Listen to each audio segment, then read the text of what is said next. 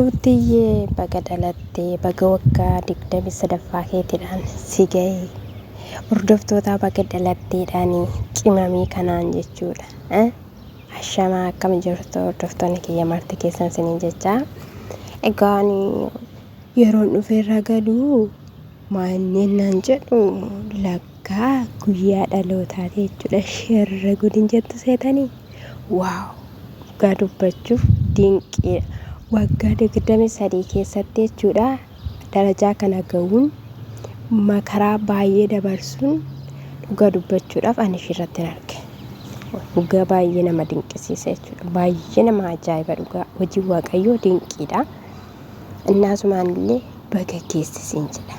Baay'ina qooyedhe namanii dhufeetuma didicceetuma dingatuma irra gaafananii galuu nuti birrinnaan galuu akka nama maayiniin jedheen qoyedhe dhaqee tiktookii shirrannaan galuu qenne qohaa jettee abaaboshii kana qabattee konkolaataa irratti ol baatee waggaa 23 hin badhaate ati.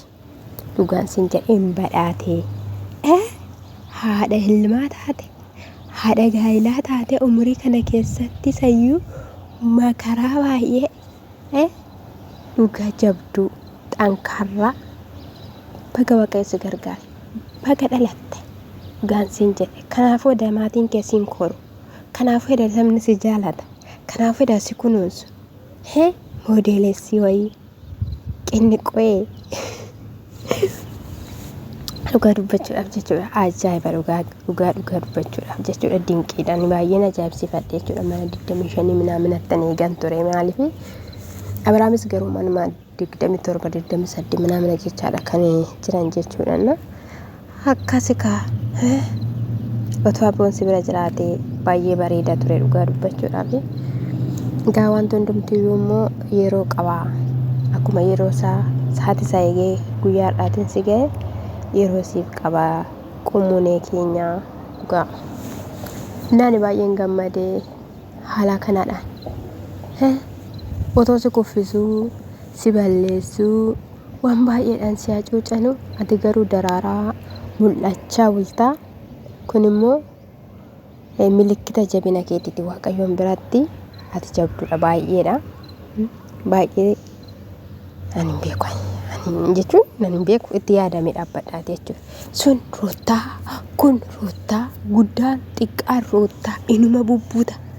Isheen garuu nin caalaa wanti hundumtu jettee haadha gaa'ilaa taate qormaata sana gaa'ila sana keessatti dabarsitee haadha mucaa taate ammayyuu kanaadha yoo manee galee ammayyuu kanaadha yoo man jalqabee qo'a jirti haqa dhalatte ganaa ladiina kee gubdee ganaa daraarte ganaa baaboo fakkaatte kun qarqara geeftiif. Innas akkana dhaagaa galgala hin dhufu jechuudha. Shirri gudechaa hin dhufu siniin jechuun jaaladhanna. Maalin argi kaleessa immoo jechuudha haadha ishee jechuudha haadha roottaa kanatti jechuudha. Waan isaan godhan suura irratti jechuudha dhugaa waaqayyo jechuudha. Obboloota kiyyaa dhiisaa hin barbaachisu wanta akkanaa nama guddoodha. Nama waan baay'ee keessa darbanidha. Amaasaa dubbatanii gaarii isaan immoo gaafa kamiyyuu jechuudha iddootti deebi'anii gaa'ilatti deebi'anii jireenyatti deebi'aniidha malee gargaraa ba'anii hin jenne. Warra akkas godhachaa jirtanii warra hermeellaadhaaf qabsooftanidha. Waanuma nu galchee qabsoo nuyyuu hin qabnu nuti jechuun namni akka namummaa isaatiitti jaalatamuu fi kabajamuu qabanna.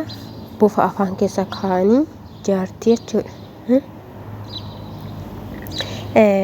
Hermeellaadhaaf leenca laphee irra kaa'anii walitti qaqqanaabbaranii poosti godhan. Hin saalfattanii isin isa yuumee jechuudha. Warreen biyya harabaa keessa jiranidha. Warreen biyya jiran sanitti fakkaate warreen biyya harabaa keessa gula madaamii keessa jiran jechuudha. Siin boruu waan si qunnamu maalum beekta? Waan ati taatu maal beekta? Haadholii irratti abbootii irratti waan ijoolleen waan roottaan hojjetteen ati abaaramuun maali? Waan hin hojjedheen ati ku abaaramuun maali? Maalin jedhame sammuutti yaaddan harkattiin barreessitan ilaalaa. Kan eenyuti harkichi kan eenyuti sammichi jedhaati. Sammuu kan siin kenne Waaqayyo, harka kan sii kenne Waaqayyoodha. Hamaattiin barreessedhe miti sammuu keetinis amaa yaadi jedhee miti sii galaa. Gaariitti yaadidha. Ati garuu haminatti jijjiirratti gaaf tokko sirkaa fuudha. Si maraachuu danda'a, si duumessuu danda'a. Kanaaf waan nama barreessitan calleedhaa bira darbaa. Amaan barreessina isa dhugaan siniin jedhe akka koo godha. Amma fakkeenyaaf viidiyoo nama nan ilaala koomentiin barreessuma wallaala dhugaa dubbachuudhaaf koomentiin naan kaatu harki godhee shinaa hin jedhu laakii godhee fin ilaaleen bira darba bakka ilaala akkas godha barreessina laakii godha sana booda viidiyoo nama sana daawwadhaati bira darbaa maaltu barreessutti sin kaa yoo wanni ta'e immoo yoo qalbii keessan keessa immoo jiraate immoo gaarii barreessaa haala namni sun ittiin jabaate jechuudha. Osoo namni kufee osoo namni duubatti hafe intala kana ture intala kana gaafa namni biran jire rakkoo keessaa qophaa koo dhiitadhee nan ba'a. Qophaa koo kan barbaadetti nan danda'a. Dhimma koo keessan galiinaa jettee har'allee jechuudha. Tooftaa qabdu tooftaatti na biraa mindeeffattu. Kaleessa argitan miti akka inni haaroon barbaadu akka inni cannaqamuun barbaadu. Kallattii kamiiniyyuu jechaadha kan isheen turte jechuudha. Innaa hundumatti iyyuu ni beekti. Innaa nuyi fakkeenya guddaadha dhugaa dubbachuudhaa fi dubartiin tokko deessee maal ta'u akka qabdu nutti agarsiisaa jirti jechuudha. Isinii gala.